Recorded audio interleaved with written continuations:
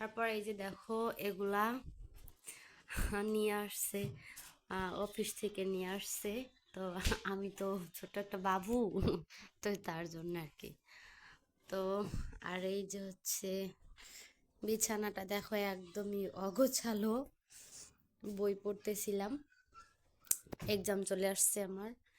আর এই যে তো জানোই। আর এই যে পুরো রুম দেখা শেষ, এবার ব্যালকনিতে এই যে ভাত বসাইছি। আর এই যে আজকে কারেন্ট নাই, আবার গ্যাসও নাই। আর এই যে আমার ব্যালকনিটা ঠিক এইভাবে থাকে সব সময়ের জন্য। আর এই যে কাপড় চোপড়গুলো আজকে এইভাবে, মানে কালকে ধুয়ে দিছি, শুকাইতেছে।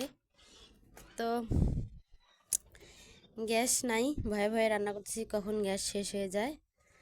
আর আমার রুম সবসময় এরকমই থাকে, কখনো গোছানোই থাকে না, বিকজ আমি খুব অলস টাইপের। সো আর এই যে দেখো আমার মরিচ গাছ।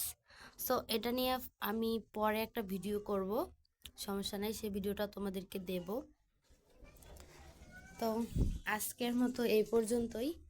ধন্যবাদ সবাইকে কষ্ট করে ভিডিওটা দেখার জন্য। আর ভিডিওটি কেমন লাগলো অবশ্যই কমেন্ট করে জানাবেন।